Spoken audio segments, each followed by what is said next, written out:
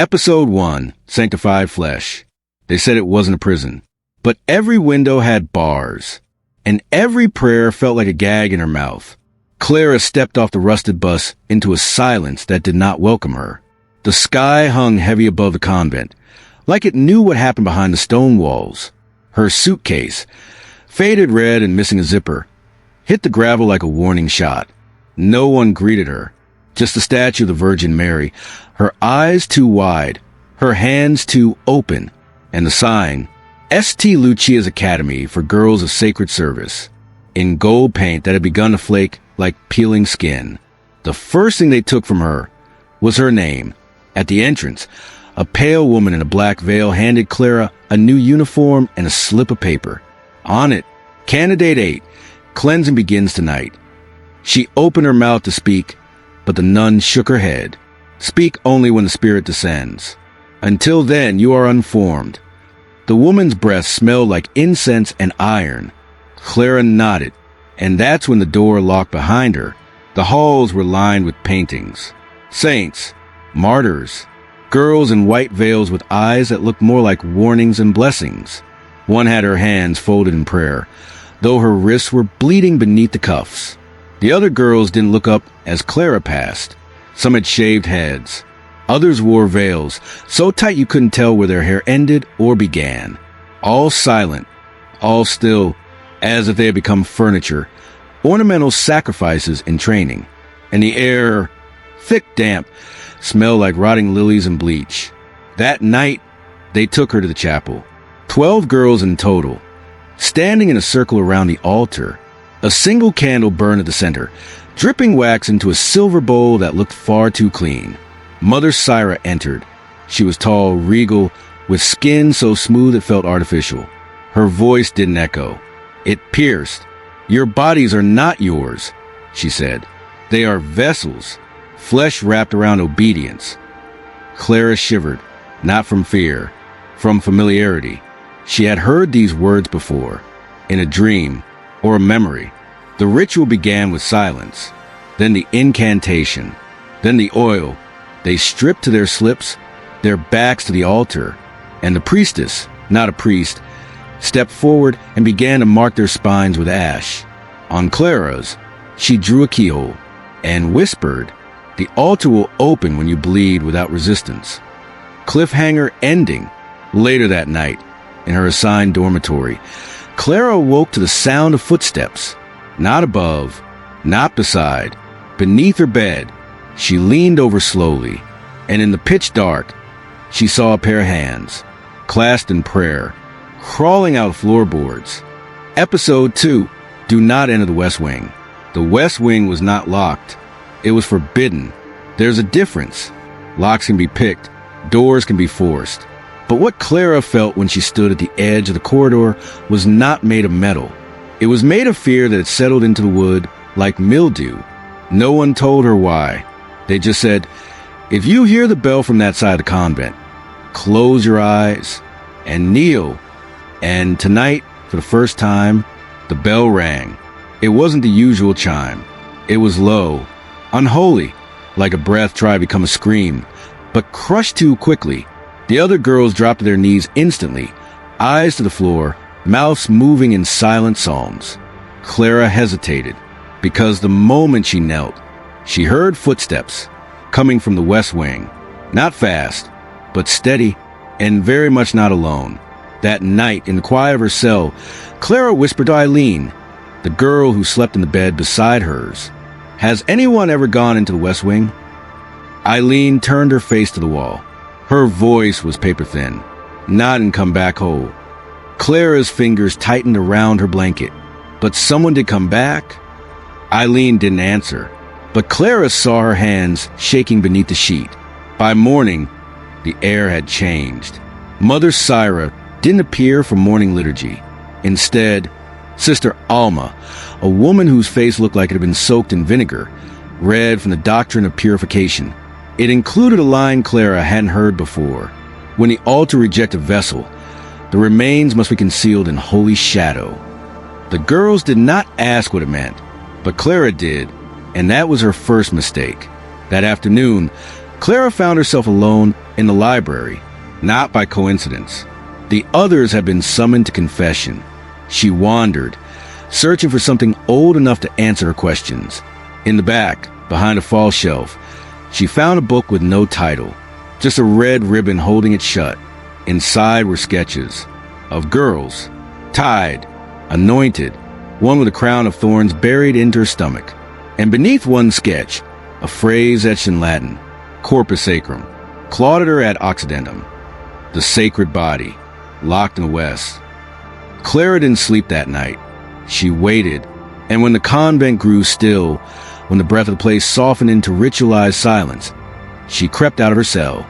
The corridor was darker than usual, and colder, as if that part of the convent had never known sun, never welcomed hymns, never buried its secrets. She reached the door. It wasn't locked. It never had been, and inside there was no light, only a long hallway, and a girl's voice, singing a hymn no one had taught her. Cliffhanger ending. Clara followed the sound until she reached a small room at the very end. There, in the faint moonlight through a cracked window, she saw a girl, in a white robe, head tilted, hair soaked in something dark, swaying back and forth, singing. Clara stepped closer, and the girl slowly turned. It wasn't a stranger.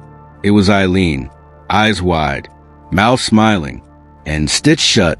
Episode 3. The veil in the mouth. The first thing they took was her sight.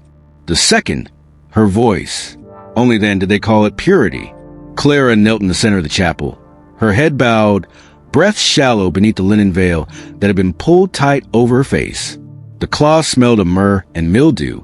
She couldn't see the altar. She couldn't see the others. Only the floor. Cold stone, worn smooth by knees that had bled before hers. A voice whispered behind her ear. It wasn't kind. It wasn't cruel. It simply said, "Do not speak until your mouth is not yours." The test of silence was not written in any doctrine. The older girl spoke of it only in gestures.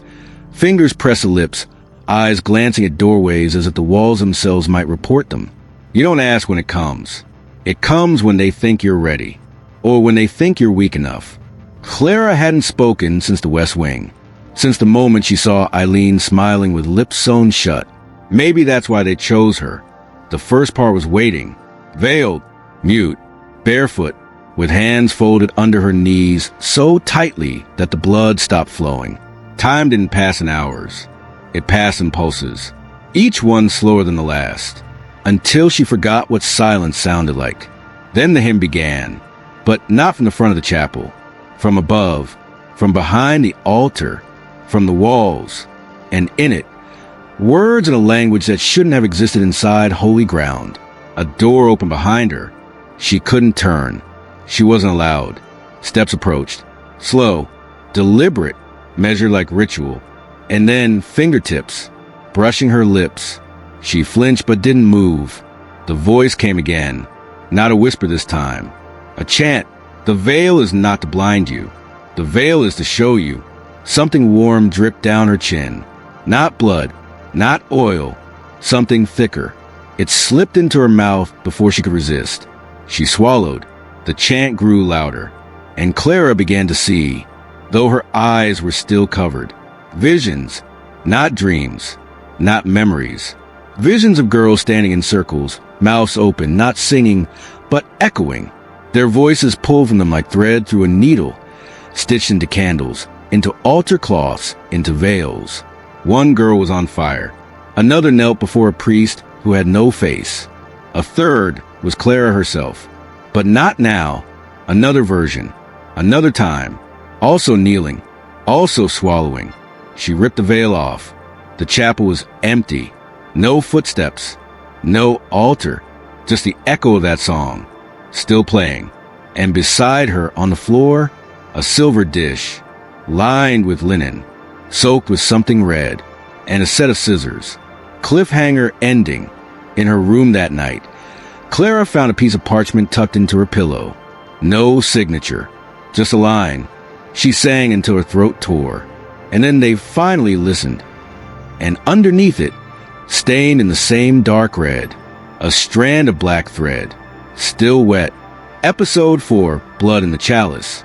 They said the blood of Christ was sacred, but no one ever said whose blood it really was. Clara stood at the edge of the altar, her hands trembling beneath white gloves that didn't quite fit. The chapel smelled stronger tonight, of frankincense, sweat, and something metallic. There were no pews, no congregation, only the sisters, lying along the walls like statues carved from silence. In the center, the chalice, polished silver, still wet from the last mass. "Tonight you serve," whispered Sister Alma, placing a heavy stole around Clara's neck. To serve is to be emptied. Clara wanted to ask what that meant, but she had learned that at St. Lucia's, questions were sins in disguise. The ritual began without warning. A bell rang once, then the room dimmed, though no one touched the light. A low chant rose from behind the altar, male voices, but there were no men present. Not anymore. Mother Cyrus stepped forward, holding a bowl filled with red liquid that steamed as if still warm from a living body. She dipped her fingers in, traced a line across Clara's lips, then down her throat, and said softly, "Sanctified flesh drinks only what it can survive." Clara was led to the chalice. She lifted it with both hands. The metal stung her palms. It was too warm. She brought it to her mouth and drank. The taste was salt, iron, and something else. Something that remembered pain. Her vision blurred. She saw flickers. A girl tied to an altar. A nun whispering as she sliced a thumb. A crucifix turned upside down, then dipped in water that sizzled on contact. And beneath all of it, laughter from the chalice. She dropped it, the cup at the floor, but didn't spill. Instead, it cracked, and from the seam, something began to ooze. Not liquid. Hair. Long black. Matted. Still warm. Mother Syra didn't flinch. She only said, "The vessel rejected her. You will not." Later that night, Clara found a book left on her pillow, bound in wax cloth. Its title carved, not printed. Ritu Sanguinis, the Liturgy of Red. Inside, a single page was marked. It read, "When a girl drinks and still walks, she becomes a new chalice." Cliffhanger ending. Clara looked down at her arm. A small puncture near the wrist. Still bleeding. And underneath the skin, something moved. Not crawling. Stirring. Like it had just been poured inside her. Episode 5, The Virgin Game. They called it game. But the only prize was survival. Clara stood barefoot in the refectory-turned-sanctum, its long wooden tables clear to make space for a chalk circle drawn across the tiles. 12 girls, 1 candle, and a single white cloth folded like a veil on a silver plate. The candle flickered once, then turned blue. That was a signal. The virgin game had begun. No rules were explained aloud. Only the older girls knew. Only the veiled ones. The rest of them, like Clara, were meant to learn by losing. Mother Syra entered last, cloaked in red this time, not black. Her veil shimmered like wet silk. She placed a brass bowl on the floor. Inside, a smooth white egg. Then she spoke one line. "Hold the truth without breaking it." Then left the room. The door locked from the outside. At first, the girls stared at each other. No one moved. No one spoke. The egg sat in the bowl like a dare, glowing faintly under the candlelight. Clara stepped forward, hesitant, but another girl reached it first. Marina, tall, quiet, with the kind of stillness that felt chosen, not born. She picked up the egg, held it, and after a long pause, handed it to Clara, without a word. The moment Clara touched it, she felt something inside shift. A heartbeat. The egg was warm, too warm, and something inside it moved. She tried to pass it on, but no one came forward. The others backed away, eyes wide, arms crossed behind their backs, as if she had been marked, as if they knew, the one who ends up holding it too long always bleeds. The candle burned lower, the room dimmed, and the whispers began, not from the girls, from the walls. Who lied? Who touched before the vow? Who is still clean? One by one, the others began to confess. Small things, innocent touches, secret glances, hidden dreams. Each confession made the egg pulse harder in Clara's hands, until she whispered, "I don't remember anything before this place." And the egg cracked. A thin red line split it in two. Inside wasn't yolk. It was cloth, white, folded, stained at the edge with something brown and dry. Clara reached in, pulled it out. It was a handkerchief, embroidered with a name she didn't know. But beneath it, a note stitched into the seam. "The last one to bleed keeps the veil. Cliffhanger ending." The candle died, and the lights flared on. Mother Syra returned, staring at the broken egg in Clara's hands. She said nothing, only looked at the blood-stained cloth, then at Clara's face, and smiled. "We have our bride." Episode 6. Sister Agatha wasn't buried. They whispered her name like a prayer, but it never reached heaven. Sister Agatha had been gone for 27 years. At least, that's what the record said. The convent kept her picture in a locked file. Her grave had no stone, and the chapel's book of remembrance skipped straight from Sister Adelaide to Sister Alma, as if Agatha had never existed. But Clara had seen her, last night, in the corridor of the West Wing, standing perfectly still, behind a veil that bled from the inside. The morning after the Virgin game, Clara woke with her hands stained red, not with blood, but with wax, melted, soft, clinging to her fingers like it had been poured over a prayer. On her nightstand, a torn page from an old hymnal. Scrawled across it, not in ink but charcoal, she tried to speak. They buried her mouth. She folded the note and hid it in her mattress, and made her first choice. She would find Sister Agatha, dead or alive. Clara snuck into the library during choir hour. The ancient archives were stored behind a false confessional booth, a fact she learned from a note Eileen once passed her in silence, with shaking hands and wide eyes. Inside, the smell was unbearable. Old paper, damp wood, dust soaked in holy oil.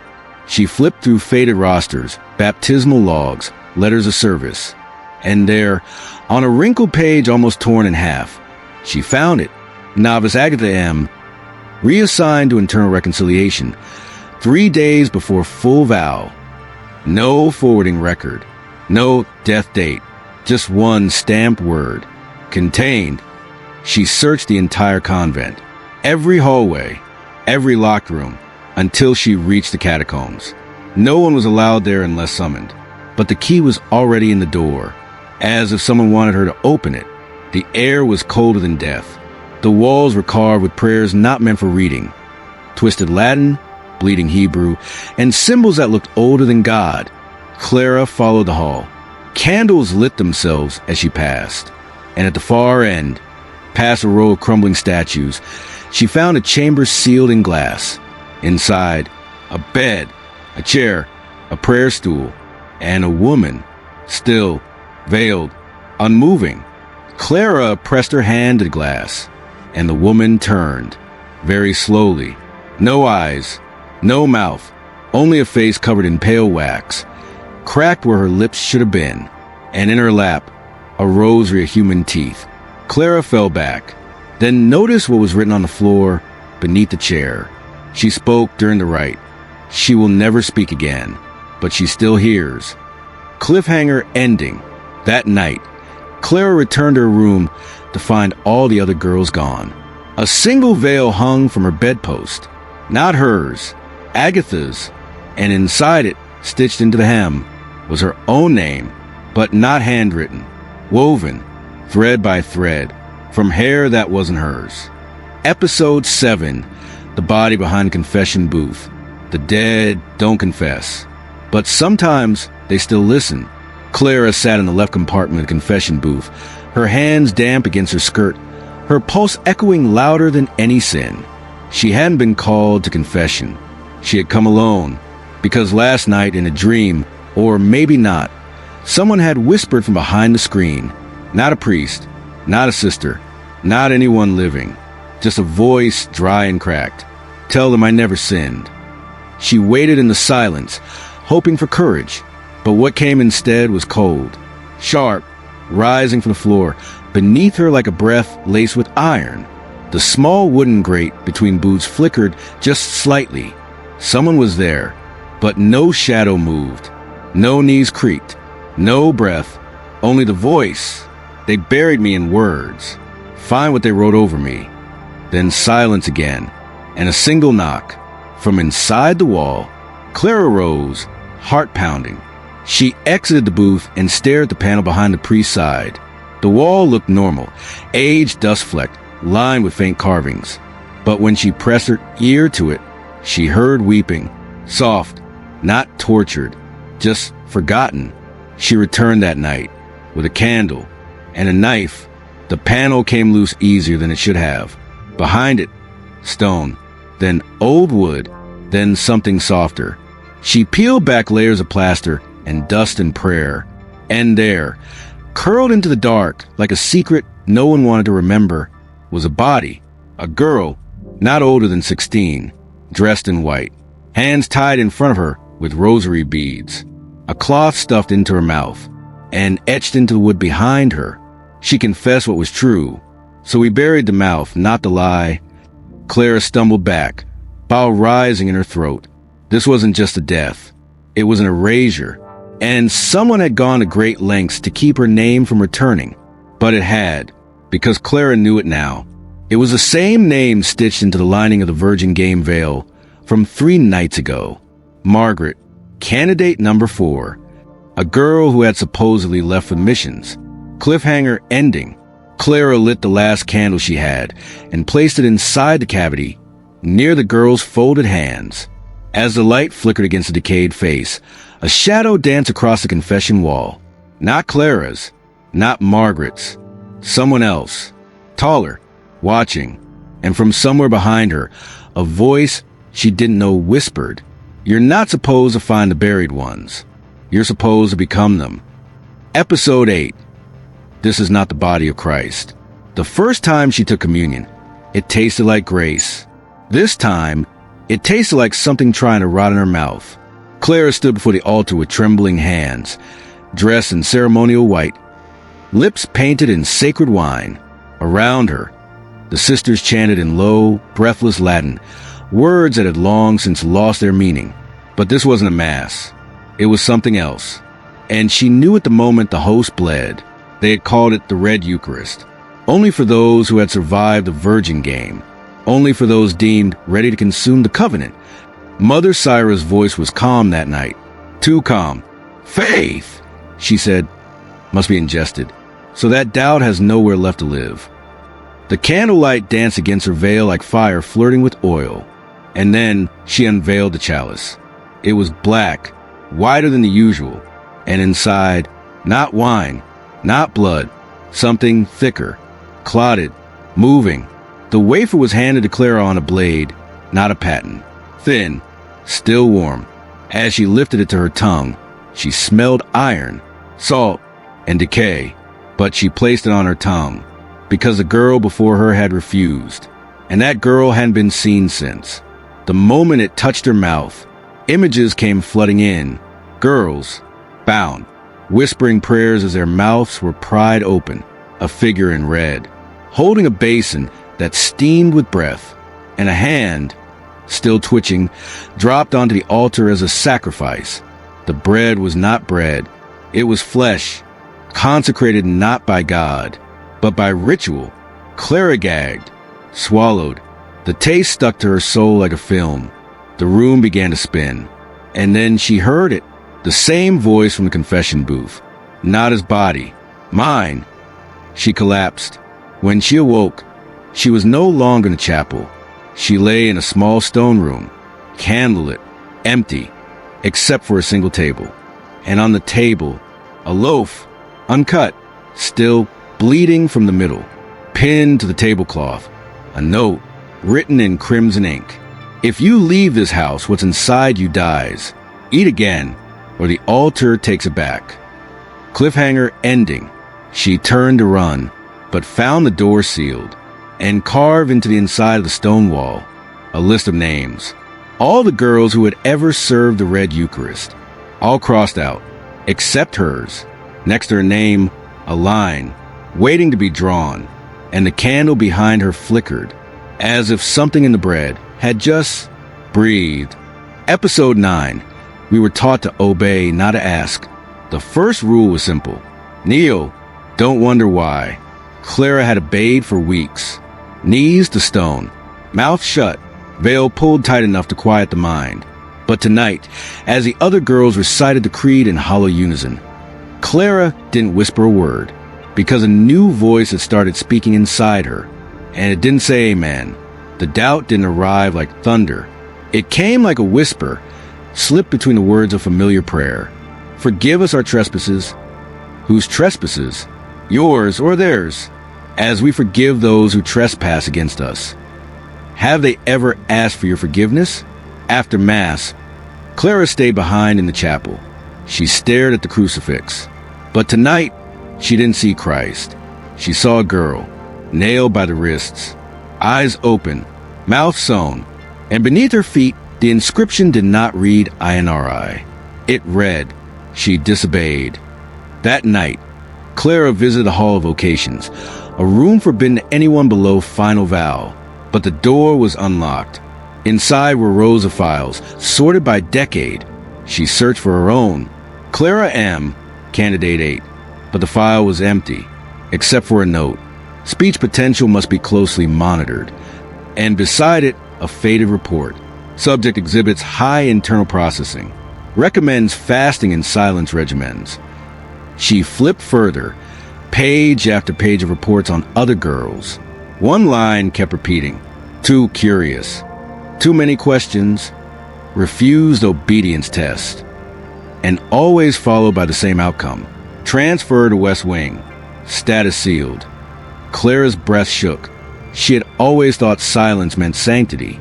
Now she saw it meant disappearance. They weren't purifying them. They were erasing them.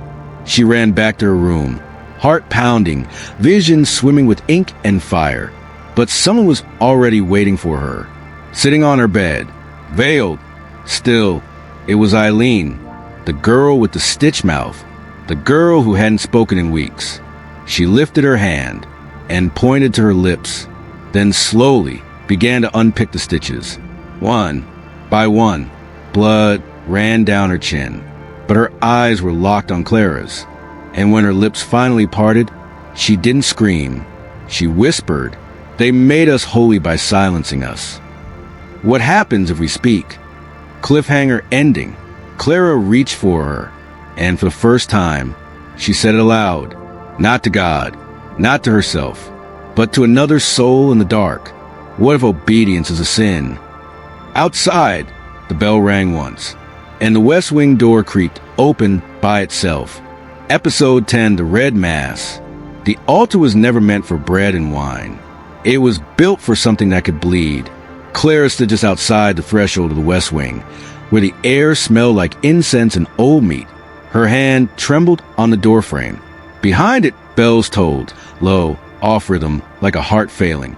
Tonight was the Red Mass. Not the one on the calendar. Not the one the bishops attended. The one that was never written. The one whispered in the dark, like a sin too ancient to be forgiven. The doors open on their own. Inside, a chapel she had never seen. It was round, candlelit, walls dripping with wax that looked disturbingly like fat. 12 figures stood in red vestments, their faces veiled, their hands gloved, but their feet bare, sunk into a red liquid that pooled beneath the altar like a second floor. And at the center, laid across the stone, was a girl. Clara couldn't tell if she was breathing. She didn't know if she was meant to. The chant began with no signal. Low, hollow, spoken in a tongue Clara's mouth somehow recognized, though she had never learned it. Each syllable vibrated in her bones. And then came the knife, held by Mother Clara, polished, ornate, engraved with vines that crawled like veins around the blade. She approached the girl on the altar and pressed the knife not to her throat, but to her navel. A symbol was carved, a spiral, then another. Clara tried to look away, but the room wouldn't let her. Her feet froze, her breath locked, and the wax on the walls began to melt faster, flowing inward, toward the altar as if summoned. The robed sisters began to hum, and the girl on the stone opened her eyes. She looked directly at Clara and mouthed, "We were not meant to die. We were meant to become." Then the bleeding began, not red, white, a liquid like milk and ash spilled from the carvings, seeping into the altar. The sisters dipped their fingers into it, anointed their tongues, and began to speak in voices not their own, voices layered, male, female, child, beast, each one naming something Clara had never heard, but somehow feared deeply. And from the ceiling, above the altar, something descended, not an angel, not a demon, something in between, a face made of wax, eyes carved open, a mouth sewn shut, cliffhanger ending. As Clara tried to run, her feet sank into floor. The red liquid reached her ankles, then her knees, and in her ears, she heard every voice from every girl who had ever disappeared, not screaming, but singing. And from the altar, the girls smiled through tears and whispered, "They didn't bury us. They wore us." Episode 11. Clara had seen this in another life. It wasn't déjà vu. It was memory, resurrected by fire. Clara awoke drenched in sweat. Her hands burned red, though she never touched a flame. The sheets around her were soaked with wax. Her mouth tasted of ash. And when she opened her eyes, she was already crying, because she had seen last night's ritual before. Not in a dream, not in a nightmare. In a life that wasn't this one, but was still hers. The visions had started as flickers, shadows behind stained glass, a girl in a different uniform, fire crawling up white robes. But now they came in full. She saw herself, a novice, not Clara, but another name, longer, older, Latin, Clarissima. She had walked the same halls, held the same chalice, refused the same mass, and paid the price with bone. That morning, Clara returned to a forbidden chamber beneath the catacombs, the wax-stained room where the choir girls were never allowed. She pressed her palm to the black stone at its center. It burned cold, then opened. Beneath it, a box. Inside the box, a journal, bound in skin. Hers, not from this life, but from the one before. On the first page, "If I fail again, let fire finish me properly." The entries were raw, fragmented, terrified. They tricked me into reciting the incantation. They said it was a hymn. I sang them into power. I locked my tongue behind my teeth, but my blood still spilled. Each word shook Clara's ribs like they were being read out loud inside her bones. She turned to the final page. It had only one line. The only way to break the liturgy is to remember it word for word. And beneath it, a symbol, the same one carved into the girl's stomach during the Red Mass. That night, Clara lit a candle in secret. She sat before the mirror in her dormitory, the veil draped over her shoulders like an old confession. And for the first time, she recited to him backwards, word for word, line for line, as if it had been etched into her lungs since birth. As the last line left her lips, the mirror cracked, and inside it, she didn't see herself. She saw Clarissima, burning, laughing, free, cliffhanger ending. Someone knocked on her door. She opened it. No one stood there, but on the floor, ashes in the shape of a woman kneeling, and beside it, a letter sealed in wax, with her own name written on it, in handwriting she hadn't used since she was set on fire. Episode 12. The altar demands one of us. The altar never asks. It takes. But tonight, for first time, it made a request. Choose. Clara stood in the circle, barefoot on stone still stained from the last sacrifice. 12 girls, 12 candles. One had already gone out, not blown, not burned through, just vanished. The Red Sisters stood silent against the walls, faces veiled, hands crossed over their stomachs like they were cradling their own graves. In the center, the bowl. Inside it, water, still, dark, reflecting nothing. And beside it, a single dagger, bone-handled, ancient, The voice echoed from nowhere. The altar must consume one of you. Only then may the others ascend. They looked at each other, but no one spoke, because they all knew the one who speaks first becomes the first to be named. Clara's breath trembled. She had seen this before, in the fire, in the journals, in the reflection of her former self. She had stood in the same circle once, not as a chosen, but as a chooser. She had pointed before, and the girl she pointed at smiled. That girl's name was Amara, and she hadn't screamed when they lifted her, because Clara had whispered to her, "It'll be me next time." But it wasn't. It never was. Until now, one of the girls began to cry.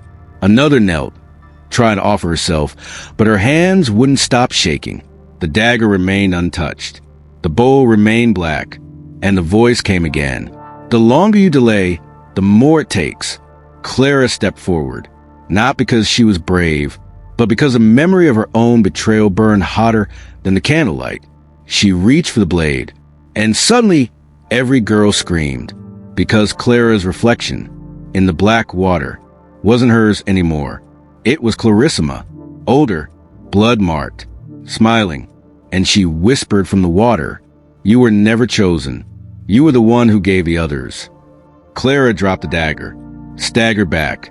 The circle pulsed, and one of the girls, Aline, stepped forward, tears running down her cheeks, but smiling. She picked up the blade, pressed it to her chest, and whispered, "We forgive you, but one of us must go." Cliffhanger ending. Before anyone could move, the candle in front of Aline extinguished. She fell to her knees. The stone opened beneath her and swallowed her whole. Body, voice, breath.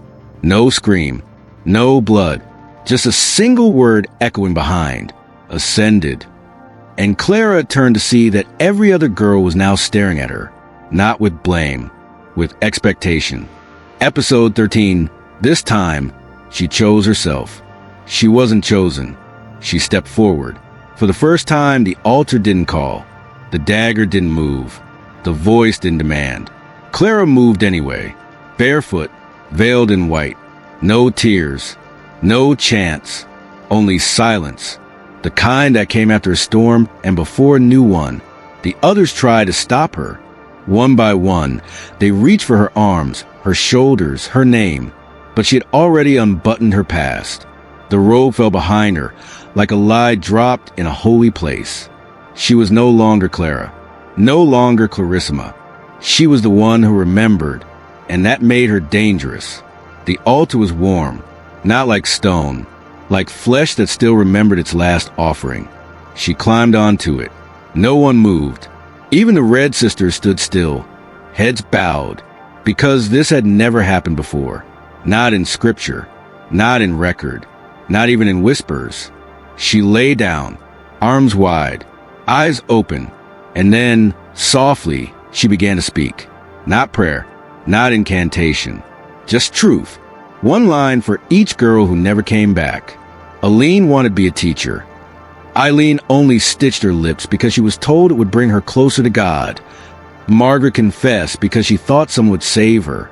I pointed once. I will never point again. The altar pulsed beneath her. The stone cracked. The walls bled wax. The candle flames turned blue. The voices returned. Angels and demons both, screaming, resisting, pleading. But Clara did not flinch. She pressed her palm to her chest and whispered the final word of the forbidden hymn. Backwards, the ground shook, the chalice shattered, and every mirror in the convent split open at once. Inside each one, the face of every girl who had ever been lost. Now looking back, smiling, she closed her eyes, not out of fear, out of fullness, and as her breath faded, she whispered, I was not the sacrifice. I was the ending. Final scene. Morning. Light spills across the chapel. The altar is empty. No blood. No body. Only the veil, folded neatly, pressed with wax, and written in charcoal across its edge. No more girls.